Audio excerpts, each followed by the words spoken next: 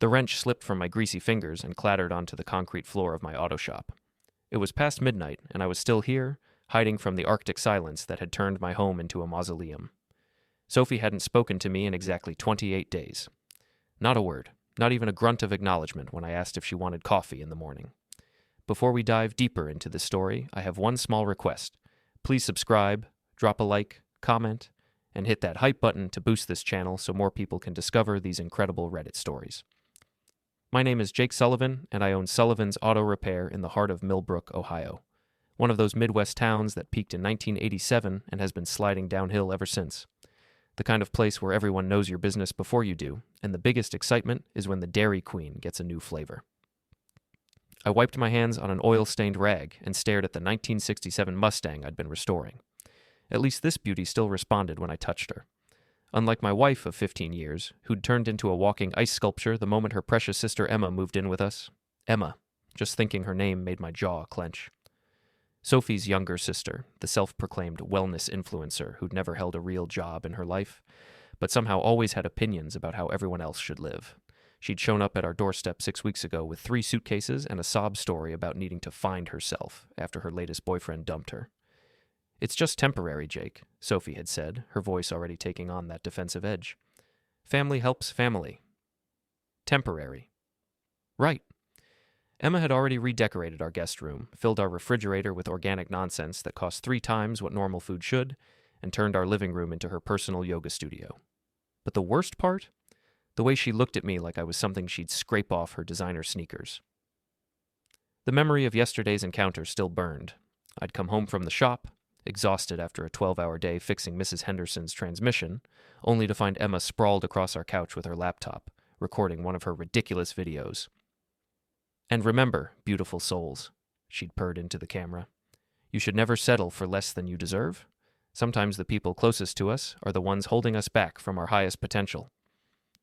She'd glanced at me meaningfully when she said it, and I knew exactly what she meant. I was the dead weight in Sophie's life, the blue-collar anchor dragging down her corporate dreams. My phone buzzed, a text from my buddy Rick Martinez, who ran the bar 2 blocks over. "Drinks? You look like you need one." I almost laughed. Rick had been watching me deteriorate for weeks, ever since Emma's arrival had turned my marriage into a cold war. But I couldn't face the pitying looks tonight, the careful questions about how things were going at home. Instead, I locked up the shop and drove through the empty streets toward the house I no longer felt welcome in. Our neighborhood was one of those middle-class developments from the 90s, where all the houses looked the same, but everyone pretended they were living in luxury. Sophie loved it here. She loved the illusion of success it provided. The living room light was still on when I pulled into the driveway. Through the window, I could see Sophie and Emma sitting close together on the couch, their heads bent over Emma's phone. They were laughing about something, and the sound hit me like a physical blow.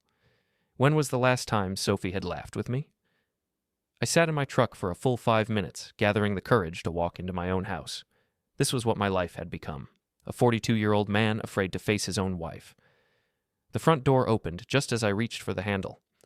Emma stood there in her overpriced athleisure wear, her blonde hair pulled back in a perfect ponytail that probably took an hour to achieve.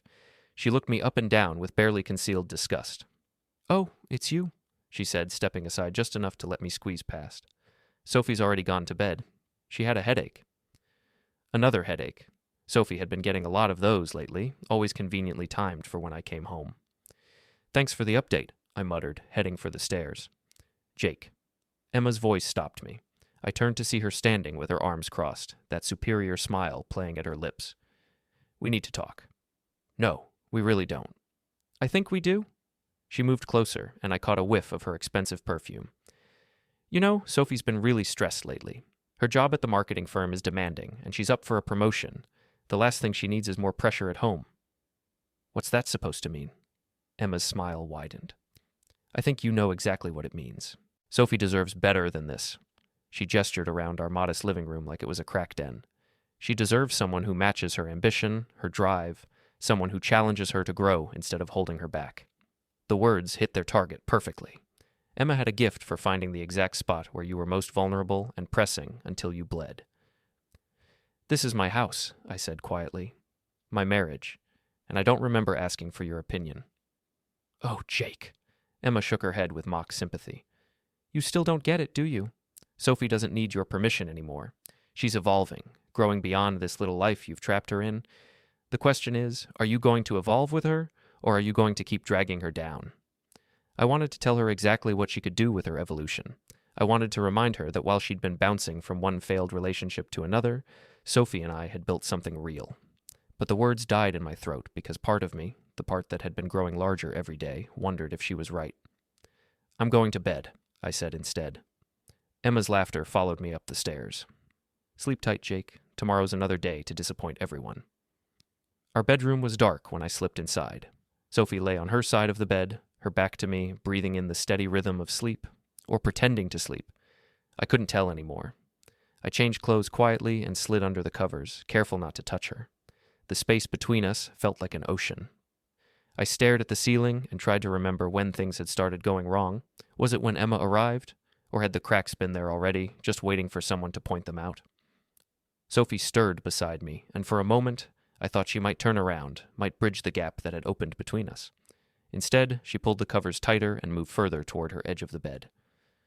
28 days of silence. 28 days of feeling like a stranger in my own life.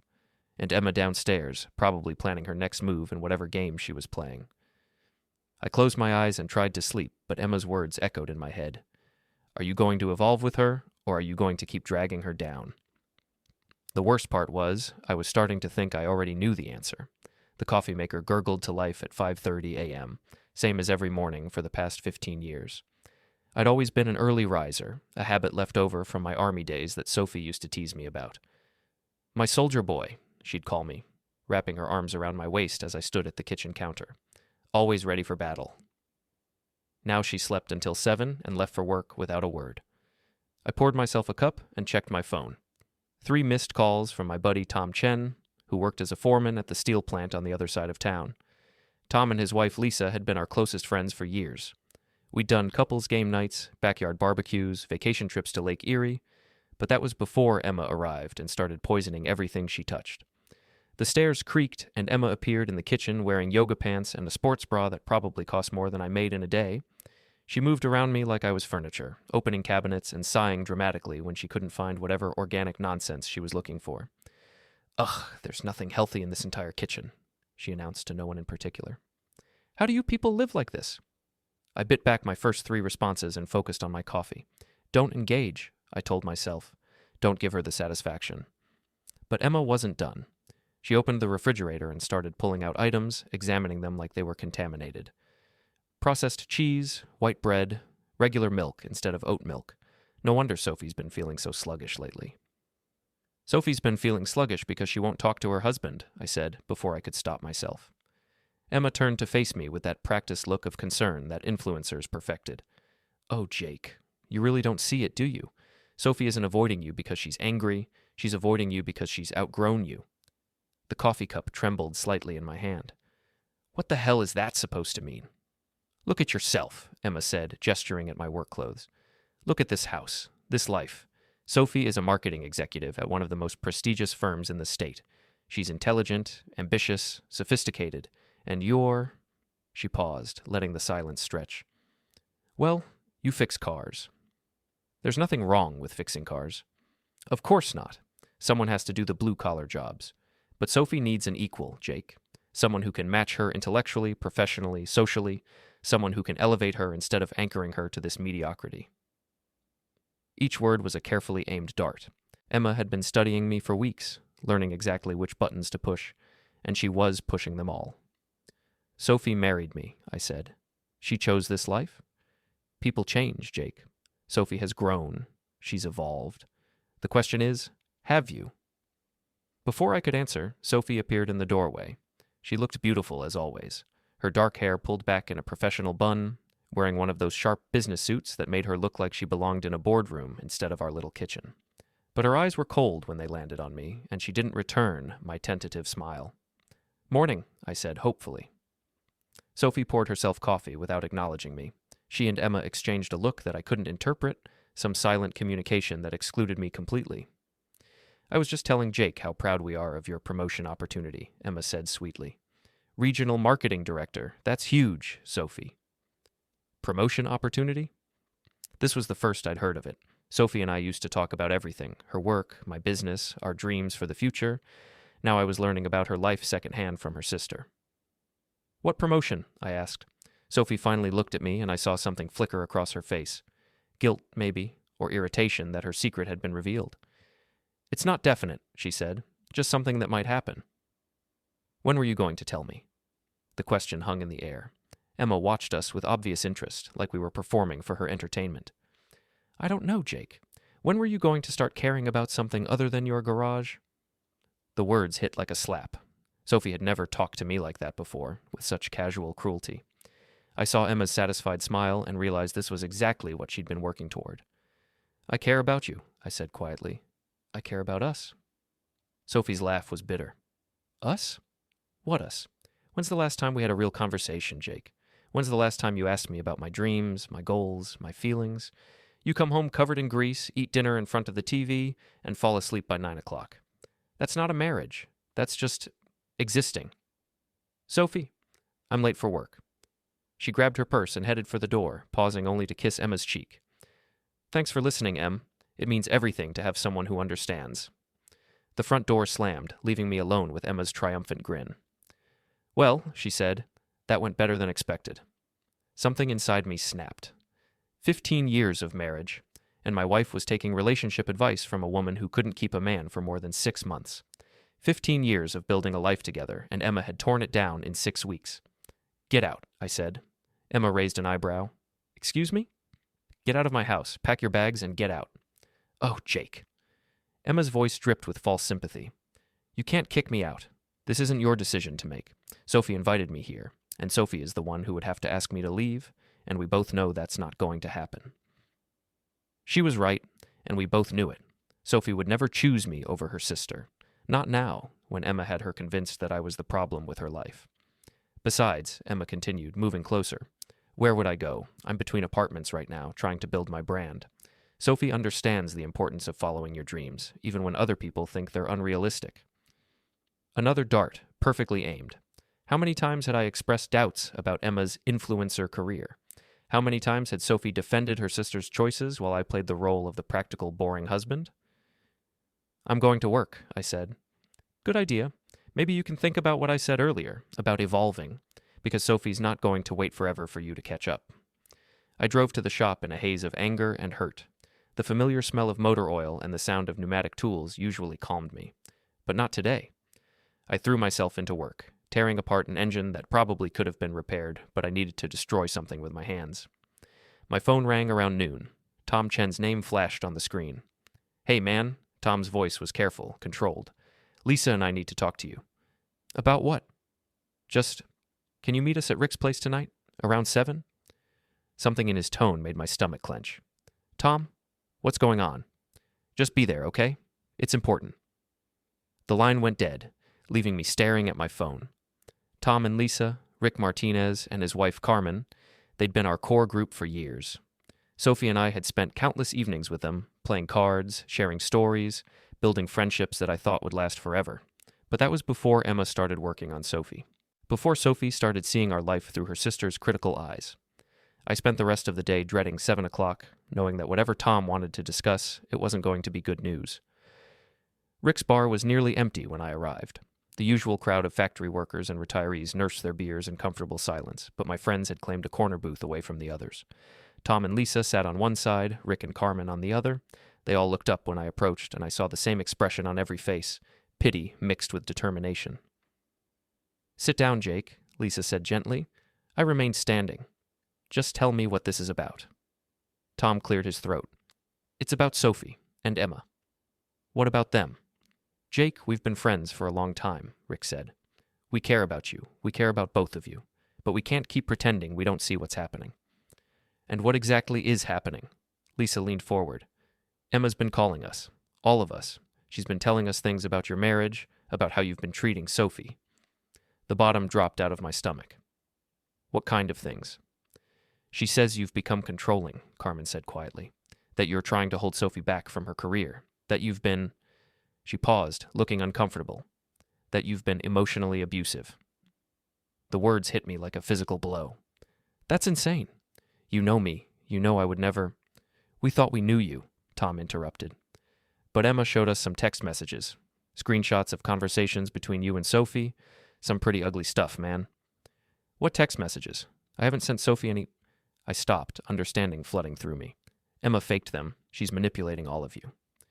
Jake, Lisa's voice was patient, like she was talking to a child. I know this is hard to hear, but denial isn't going to help anyone. Emma's just trying to protect her sister. Emma's trying to destroy my marriage. The volume of my voice made several patrons turn to look at us. Rick held up a hand for calm. Look, we're not taking sides here, he said. We just think maybe you should consider getting some help. Marriage counseling, anger management, something? You are taking sides. You're taking her side without even listening to mine. We're listening now, Tom said. Tell us your side. I looked around the table at faces that had been friendly and welcoming just weeks ago. Now they were closed off, suspicious.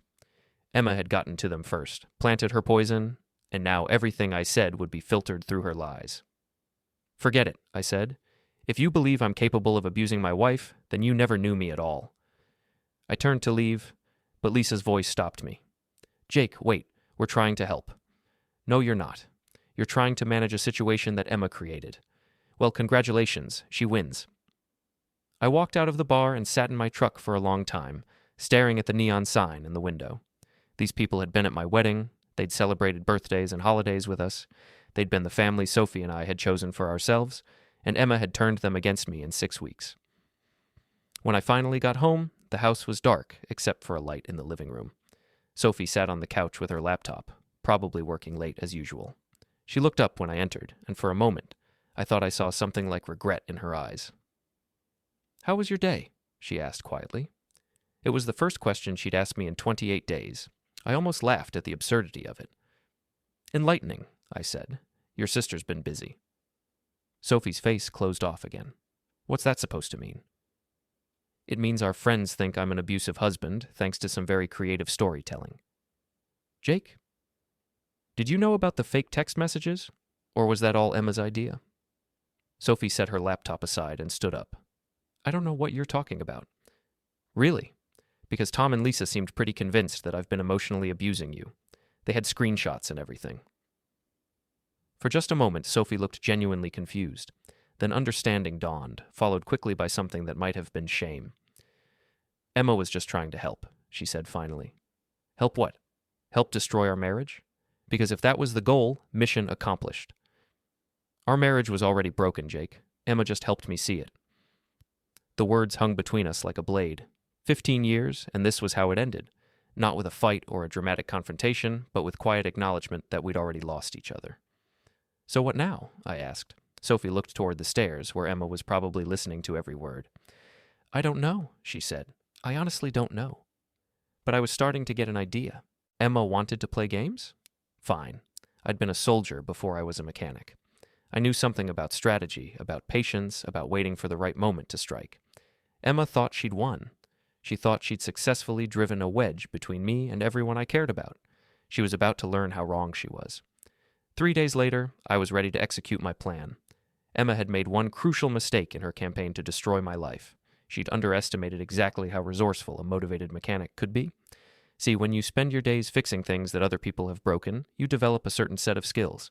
You learn to see problems from every angle, you learn patience, and most importantly, you learn that the right tool applied at the right moment can fix almost anything, or break it completely. I'd spent those 3 days doing research. Real research, not the kind Emma did for her wellness posts. I called in favors from old army buddies who worked in tech. I reached out to customers who happened to work at the phone company, the internet provider, the credit reporting agencies. Amazing how helpful people can be when you've kept their cars running for years. Emma's digital footprint was extensive and sloppy. She'd been so focused on crafting her fake evidence against me that she'd left her own vulnerabilities wide open. Bank records showing she'd been stealing money from previous boyfriends. Screenshots of her admitting to fabricating wellness credentials. Email chains where she bragged about manipulating her way into free housing with various relatives. But the real gold mine was her phone. Emma was careless with security, using the same password for everything. Her birthday, naturally. Once I had access to her cloud backup, I found everything. The fake text messages she'd created using a spoofing app. Voice recordings of her practicing different versions of her sob stories. Photos she'd taken of our private spaces to mock online. And most damning of all, a detailed journal where she documented her plan to liberate Sophie from her loser husband step by step. The journal entries were a masterclass in psychological manipulation. Emma had studied our marriage like a scientist, identifying weaknesses and pressure points. She'd deliberately created situations to make me look bad, then comforted Sophie afterward. She'd isolated Sophie from me gradually, making her believe it was her own choice. But she'd also written about her real motivations, and they had nothing to do with helping her sister. Emma was jealous of Sophie's stable marriage, her nice house, her successful career. The journal revealed years of resentment, dating back to childhood. Sophie had always been the responsible one, the successful one, the one who made good choices. Emma had spent her life bouncing from disaster to disaster, and she couldn't stand watching her sister be happy. "If I can't have a good life," one entry read, "why should she?" I printed everything. Every screenshot, every journal entry, every piece of evidence that proved Emma's deception. Then I made copies and put them in a safe deposit box. Insurance, in case Emma tried to retaliate. The final piece of my plan required perfect timing. I knew Emma's schedule by now. She went to her yoga class every Thursday at 6 p.m., then met friends for overpriced cocktails until late. Sophie worked late on Thursdays, preparing for Friday presentations. That gave me a 3-hour window to work. I came home early and went straight to Emma's room. She'd made herself comfortable, spreading her belongings throughout the space like she was marking territory. Designer clothes hung in the closet, expensive cosmetics covered the dresser, and her laptop sat open on the bed, probably streaming one of her mindless videos. I didn't touch anything. Instead, I set up a small camera in the corner, the kind used for home security, nearly invisible unless you knew where to look. Then I went downstairs and waited. Emma returned from yoga in her usual dramatic fashion, sighing about the negative energy she'd encountered and the toxic people who didn't appreciate her spiritual journey. She was on her phone, probably live streaming to her followers, when she went upstairs to change. I gave her 30 minutes to get settled, then I made my move. "Emma," I called from the bottom of the stairs. "Can you come down here? We need to talk." She appeared at the top of the stairs in a silk robe that probably cost more than my mortgage payment. "What do you want, Jake? I'm busy." "I want to apologize." That got her attention. Emma's eyebrows rose in surprise, and I saw the predatory gleam in her eyes. She thought she'd finally broken me. "Oh," she said, coming down the stairs slowly. "Well, that's unexpected." "I've been doing a lot of thinking," I said, leading her into the living room. "About what you said, about Sophie deserving better, about me holding her back." Emma settled onto the couch with a satisfied smile. "I'm glad you're finally seeing clearly, Jake. It takes a big man to admit when he's wrong." "You're right about everything. I have been holding Sophie back. I've been selfish, thinking only about what I wanted instead of what was best for her." "Exactly." Emma leaned forward eagerly. "Sophie has so much potential. She could be running that marketing firm in 5 years if she had the right support system." "And I'm not that support system." "No, you're not. But recognizing that is the first step. Maybe you can work on yourself, become the kind of man Sophie needs." I nodded thoughtfully. "What kind of man does she need?" Emma's eyes lit up.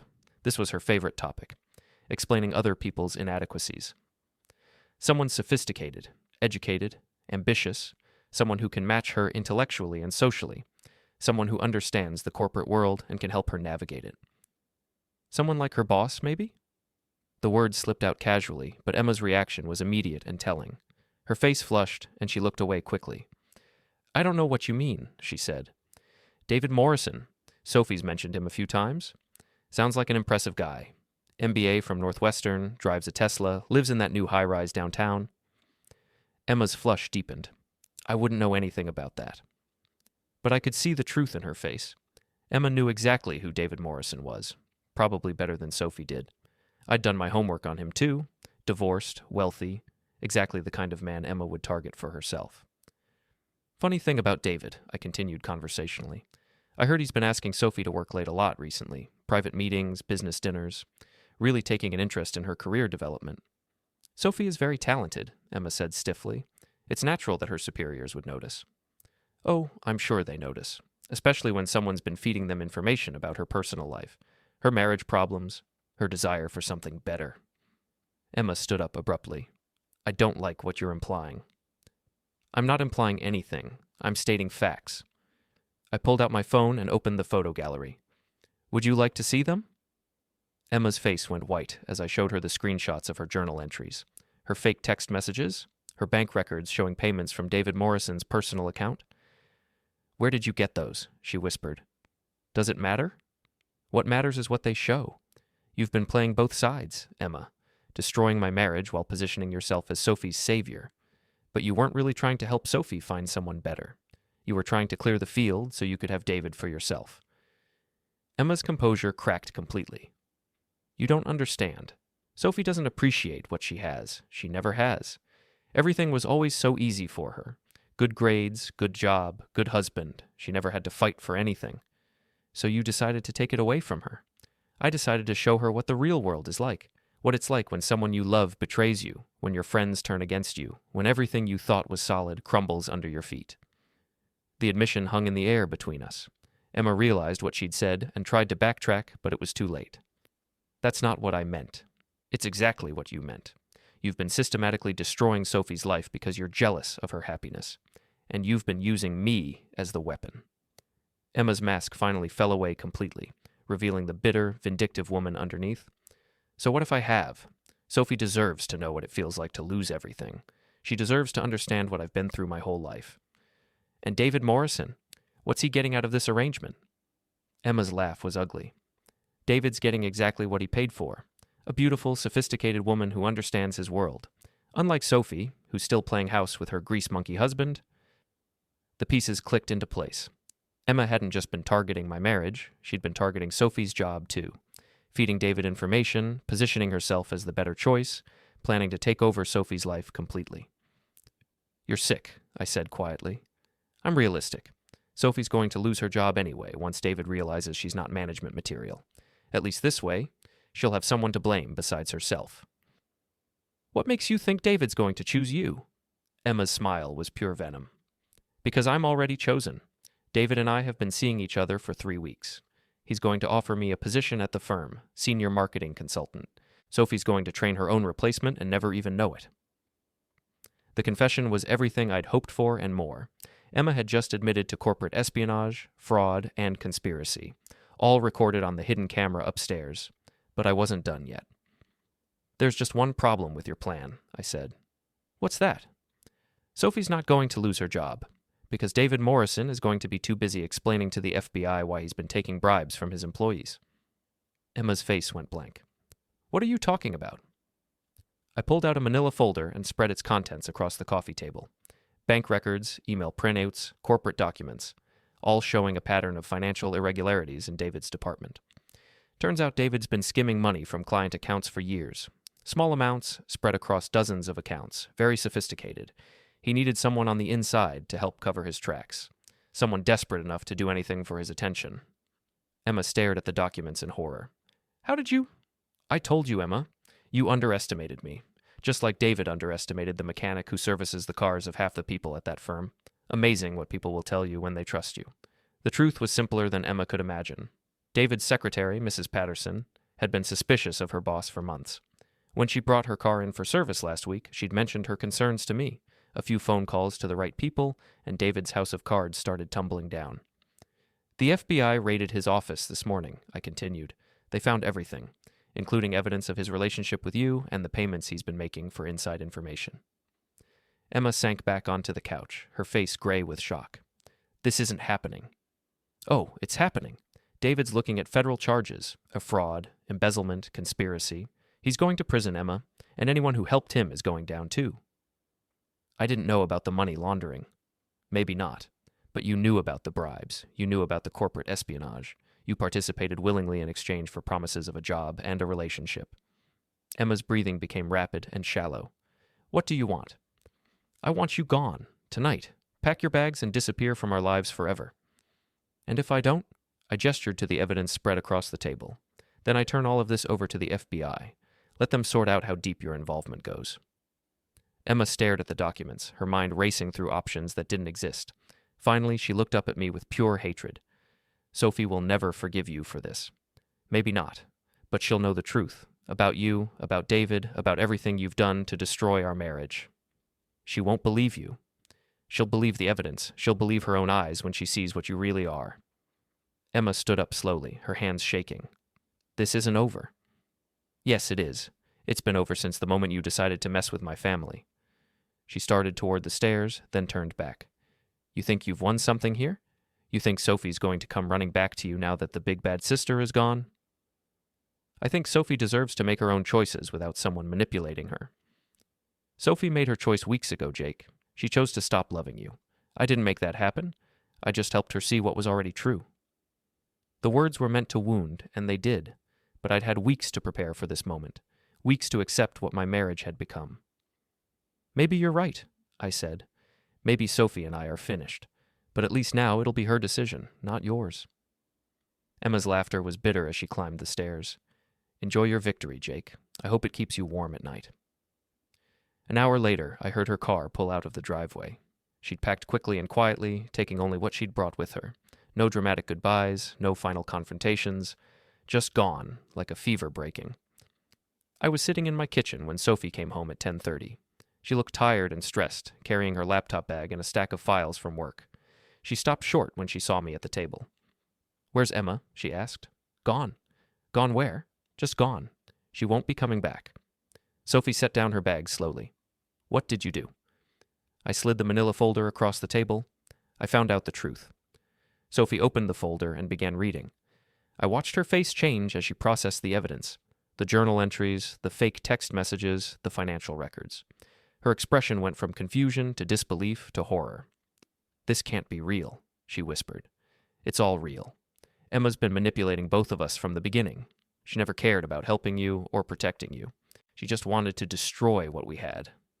Sophie sank into the chair across from me, still staring at the documents. David's been arrested? This morning. The FBI has been building a case for months. Emma just gave them the final pieces they needed. And Emma knew? Emma was working with him, trading information for money and promises. Sophie's hands trembled as she set down the papers. I trusted her. I believed everything she told me about us, about our marriage. She's very good at what she does. What she does is destroy people's lives. We sat in silence for several minutes. Outside, the neighborhood was settling into its nighttime quiet. Inside, 15 years of marriage hung in the balance. Jake, Sophie said finally, I'm sorry. I'm so sorry for everything I said, everything I believed. You don't have to apologize. Emma's very convincing. That's not an excuse. I should have talked to you. I should have trusted you instead of listening to her poison. I looked at my wife, really looked at her for the first time in weeks. She was still beautiful, still the woman I'd fallen in love with all those years ago. But something had changed between us, something that couldn't be fixed with apologies. Where do we go from here? I asked. Sophie wiped tears from her eyes. I don't know. Can you forgive me? I already have. Can you trust me again? That was the harder question. Trust, once broken, was like a shattered windshield. You could tape it back together, but you'd always see the cracks. I want to try, I said honestly. Sophie nodded, understanding what I couldn't say. We'd survived Emma's assault on our marriage, but the damage was real. It would take time to heal, if healing was even possible. I love you, Jake. I never stopped loving you, even when I thought I had. I love you too. It wasn't the ending either of us had expected, but it was honest. We'd learned something about ourselves and our marriage that we couldn't unlearn. The question now was whether we were strong enough to build something new from the ruins Emma had left behind. Outside, a car drove past, its headlights sweeping across our kitchen window. For just a moment, I thought it might be Emma coming back for one final confrontation. But the car continued down the street, carrying someone else home to their own life, their own problems. Emma was gone. David Morrison was in federal custody. Our friends would learn the truth about what had really happened. Sophie and I were alone together for the first time in weeks, trying to find our way back to each other. It wasn't a fairy tale ending, but it was our ending, and we'd earned it the hard way. The next morning brought a strange kind of peace to our house. For the first time in 6 weeks, I woke up without the weight of dread in my chest. Emma's presence had been like a low-grade fever. You didn't realize how sick it made you feel until it was gone. Sophie was already awake, sitting by the bedroom window with a cup of coffee. She'd been up most of the night, reading through every piece of evidence I'd gathered on her sister. The betrayal went deeper than either of us had imagined. There's more, she said without looking at me. I found emails on my work account. Emma had been forwarding my private messages to David for weeks. I sat up in bed. What kind of messages? Everything. Complaints about work, personal conversations with friends, Even, she paused, her voice breaking slightly. Even messages where I defended you, where I told people that despite our problems, I still loved you. The irony was devastating. While Emma convinced Sophie that I didn't care about her feelings, she was simultaneously selling those feelings to David Morrison for corporate advantage. She was building a psychological profile, Sophie continued. David knew exactly what to say to me, exactly how to position himself as the understanding boss who valued my contributions. Every conversation we had was scripted based on information Emma provided. I got out of bed and moved to stand behind Sophie's chair. She leaned back against me, and I felt some of the tension leave her shoulders. "I feel so stupid," she whispered. "You're not stupid. You trusted your sister." I should have trusted my husband. We stood there watching the sunrise paint our neighborhood in soft gold light. It was going to be a beautiful day, and for the first time in weeks, that seemed possible. My phone rang around 8 a.m. Tom Chen's name appeared on the screen, and I almost didn't answer. Our friendship had been one of Emma's casualties, and I wasn't sure it could be repaired. "Jake," Tom's voice was tight with urgency. "We need to talk. All of us. Can you meet at Rick's in an hour? Tom, if this is it's about Emma. Rick got a call from the FBI this morning. They want to talk to all of us about the fake evidence she showed us." My blood ran cold. I'd hoped Emma would just disappear, but apparently she'd decided to go down swinging. "What kind of evidence?" "The text messages, the screenshots, all of it. Turns out they're part of a federal case now. Something about corporate espionage and fraud." I closed my eyes. Emma's connection to David Morrison had made her fake evidence part of a federal investigation. Our friends were about to learn exactly how they'd been manipulated. "I'll be there," I said. Rick's bar was closed to regular customers, but the door was unlocked when I arrived. Tom, Lisa, Rick, and Carmen sat around the same corner booth where they'd confronted me 3 days earlier. Their faces showed a mixture of confusion, embarrassment, and dawning understanding. "Jake," Lisa stood up as I approached. "We owe you an apology." "Sit down, Lisa. Let's just figure out what happened." Rick spread a collection of papers across the table, printouts of text messages, screenshots, email chains, all the fake evidence Emma had used to turn them against me. "The FBI tech guys analyzed these," Rick said. "Every single one is fabricated. The text messages were created using a spoofing app, the screenshots were digitally altered, even the timestamps were manipulated to make it look like you'd been harassing Sophie for months." Carmen picked up one of the printouts. "This message here, where you supposedly called Sophie worthless and stupid, it was created on Emma's phone using your contact information. You never sent it." "The metadata doesn't lie," Tom added. "Emma manufactured all of this evidence, then fed it to us piece by piece to turn us against you." The table was quiet except for the clink of guilty ice in guilty glasses. "How did the FBI even get involved?" I asked. Rick exhaled. "Emma tried to use us as character witnesses for David Morrison's defense. She told the agents we'd all seen you be abusive. When they interviewed us separately, our stories didn't match. We each remembered different incidents she'd fed us. That raised red flags." Lisa picked it up. "They re-examined the photos and texts she'd shown us. Deepfakes, doctored metadata, burner phones. It unraveled in hours." Tom looked like he'd aged 10 years. "Jake, we're so sorry. We should have asked you. We should have trusted 15 years over 6 weeks." "Emma's convincing," I said. "I bought it too for a while." "That's no excuse," Lisa said fiercely. Rick leaned in. "Feds think she was Morrison's inside source at Sophie's company, feeding him intel on employees for months, not just targeting you two. She was building a whole network of planted stories." I thought of Mrs. Klein's weird stares, the barista who always asked too many questions. Emma had seeded landmines everywhere. "Good news," Carmen said. "The Bureau's contacting everyone she spoke to. By tomorrow, the whole town knows it was lies." It should have felt like victory. It mostly felt exhausting. Lisa reached across the table. "Anything we can do?" "Just give us time," I said. "And next time someone says I'm a monster, maybe text me before you plan the intervention." A couple of weak laughs broke the ice. I left the bar lighter, but not fixed. At home, Sophie was hanging up with her new boss. "They want me to testify against Morrison. My job's safe. Actually, they want my help cleaning house." Later, at the FBI field office, Agent Martinez laid it out clean. "Emma's facing federal time. Identity theft, conspiracy, fabricating evidence, witness tampering. Even without tying her to Morrison's fraud, what she did to your marriage alone carries years." Walking out into the evening light, Sophie stopped on the sidewalk. She wrote in that journal I didn't deserve to be happy because everything came too easy. You didn't cause her bitterness, Soph. Maybe not. But some of what she exploited was real. I did coast sometimes. I'm done doing that. I took her hand. Then we don't restart from zero. We restart from truth, full truth, every day from here on. She smiled. Real, warm, alive. I choose you, Jake. Again, on purpose.